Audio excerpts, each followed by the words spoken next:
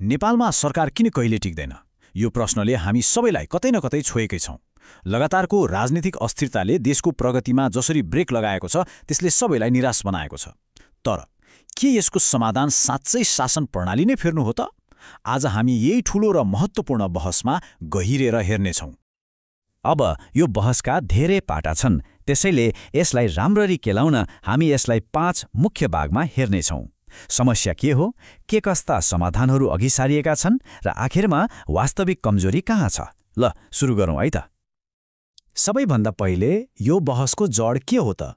त्यतैबाट सुरु गरौँ। नेपालले दशकौंदेखि राजनीतिक स्थिरता खोजिरहेको छ, तर पाइरहेको छैन। हो, यही अस्थिरताले नै हामीलाई बारम्बार सोच्न बाध्य बनाएको छ, कतै हाम्रो प्रणालीमा नै त केही गडबड छैन?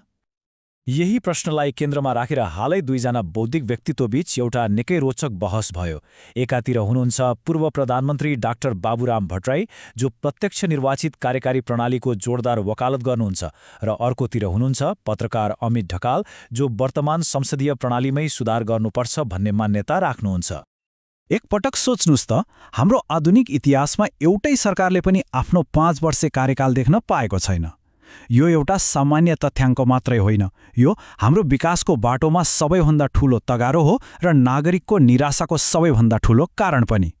यही तितो यथार्थले गर्दा आज धेरैले सोधिरहेका छन् कि अब प्रणाली नै फड्ने बेला भएकै हो त? त्यसो भए यो अस्थिरताको चक्र तोड्ने उपाय के त? डाक्टर बाबुराम भट्टराई एउटा बिल्कुलै फरक र साहसिक प्रस्ताव अघि सार्नुहुन्छ: प्रत्यक्ष निर्वाचित कार्यकारी। आउनुहोस्, उहाँको तर्क के रहेछ त्यसलाई बुझौँ। डाक्टर भट्टराईको तर्क मूलतः 5 वटा खम्बामा अडिएको छ। पहिलो, स्थिरता। जनताले एकपटक चुनेपछि 5 वर्ष ढुट्टले काम गर्न पाउने भयो, कसैले हटाउने डर भएन। दोस्रो, विकास। स्थिर सरकार भए मात्रै ठूला नीति र विदेशी लगानी आउँछ। तेस्रो, गुणस्तरीय नेतृत्व। एउटा सानो चुनाव क्षेत्रबाट होइन, सिङ्गै देशले चुनेको नेता पक्कै पनि बलियो र सक्षम हुन्छ। र अन्त्यमा उहाँको विश्वास छ कि यस्तो शक्तिशाली नेताले मात्रै हाम्रा 2 ठूला छिमेकीसँग सन्तुलन मिलाउन र देशलाई एक ढिक्का बनाउन सक्छ। तर के यो समाधान साँच्चै नै जादुको छडी हो त? पत्रकार अमित ढकालको तर्क भने बिल्कुलै फरक छ। उहाँ विश्वभरिको तथ्याङ्क र एउटा सठिक नेपाली उखानको आधारमा यस्तो जवाब दिनुहुन्छ जसले हामीलाई एकछिन सोच्न बाध्य बनाउँछ। उहाँको पहिलो तर्क तथ्याङ्कमा आधारित छ।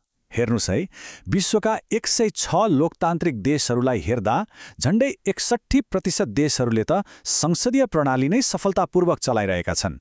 यसको मतलब हामीले अपनाएको प्रणाली नै संसारमा सबैभन्दा लोकप्रिय र सफल मध्ये एक रहेछ। र कुरा यतिमा मात्रै सकिँदैन। जब हामी विश्वका सबैभन्दा धनी, सबैभन्दा विकसित र सबैभन्दा कम भ्रष्टाचार हुने देशहरूलाई हेर्छौं, त्यहाँ त संसदीय प्रणालीको दबदबा झनै बढी देखिन्छ। सबैभन्दा कम भ्रष्टाचार हुने देशहरूमध्ये 70%मा यही प्रणाली छ। अब यसले एउटा गम्भीर प्रश्न खडा गर्छ: यदि यही प्रणालीले संसारभरि काम गरिरहेको छ भने के दोष साँच्चै प्रणालीको हो कि खेलाडीको? हो, यहीँनेर त्यो प्रसिद्ध नेपाली उखान सान्दर्भिक हुन आउँछ: नाच्न नजाने आँगन टेढो। कतै हामी पनि आफ्नो राजनीतिक असफलताको दोष प्रणालीको थाप्लोमा हालेर उम्किन त खोजिरहेका छैनौं? अब राष्ट्रपतीय प्रणालीको पक्षमा जति नै राम्रा कुरा भए पनि यसमा एउटा यस्तो संरचनात्मक जोखिम छ जसलाई व्यवस्था गर्नै मिल्दैन। यो एउटा यस्तो खतरा हो जसले देशलाई नै बन्धक बनाउन सक्छ। यसलाई भनिन्छ दोहोरो वैधानिकताको सङ्कट। यो दोहोरो वैधानिकता भनेको के हो, यसलाई सजिलोसँग बुझौँ। सोच्नुस् त, जनताले सोझै राष्ट्रपति पनि चुने अनि संसद पनि चुने। दुवैसँग जनताको बराबरको म्यान्डेट छ, दुवै आफूलाई वैधानिक ठान्छन्। तर के हुन्छ जब राष्ट्रपति एउटा पार्टीको र संसदमा बहुमत अर्को पार्टीको हुन्छ? हो, त्यहीबाट सुरु हुन्छ शक्ति सङ्घर्ष, जसले देशलाई नै ठप्प पारिदिन सक्छ। यी दुई प्रणाली बीचको मूल फरक यही हो। एकातिर संसदीय प्रणालीमा सरकार संसदप्रति उत्तरदायी हुन्छ, शक्ति जोडिएको हुन्छ। तर अर्कोतिर राष्ट्रपतीय प्रणालीमा राष्ट्रपति र संसदको शक्ति पुरै छुटिएको हुन्छ। यदि उनीहरू बीच तालमेल मिलेन भने न बजेट पास हुन्छ न कानुन बन्छ। र यो शक्ति सङ्घर्षको खतरा यो कुनै सैद्धान्तिक कुरा मात्रै होइन, यसको ज्वलन्त उदाहरण ल्याटिन अमेरिकामा देखिन्छ, जहाँ राष्ट्रपतीय प्रणाली धेरै छ, त्यहाँ यही गतिरोधको अन्त्य धेरै पटक सैनिक कुबाट भएको छ। हेर्नुस् त, 73 पटक। यो एउटा निकै डरलाग्दो चेतावनी हो। त्यसो भए कुरा के हो त? एकातिर हाम्रो अहिलेको प्रणालीले काम गरिरहेको छैन, अर्कोतिर प्रस्ताव गरिएको नयाँ प्रणाली पनि जोखिमले भरिएको छ। कतै हामी समस्याको उपचार गलत ठाउँमा खोजिरहेका त छैनौँ? सायद समस्या प्रणालीमा भन्दा पनि हाम्रो राजनीतिक संस्कृतिमा पो छ कि? यो बहसले हाम्रो लोकतन्त्रको जगमा रहेका गहिरा दरारहरूलाई छर्लङ्ग पार्छ। हाम्रा पार्टीभित्रै लोकतन्त्र छैन, राजनीतिक दलहरू कसरी चल्छन्, पैसा कहाँबाट आउँछ, केही पारदर्शी छैन, अनि अदालतदेखि प्रशासनसम्म सबैतिर राजनीतिक कब्जा छ। यस्तो कमजोर जगमाथि तपाईँ जस्तोसुकै प्रणालीको घर बनाए पनि त्यो कसरी टिक्छ र? भनेपछि सारमा कुरा के हो भने, घरको नक्सा अर्थात् प्रणाली फेरेर मात्र के गर्नु यदि घर बनाउने जग अर्थात् हाम्रो राजनीतिक संस्कृति नै कमजोर र भाँसिएको छ भने त्यो घर त भत्किन्छ।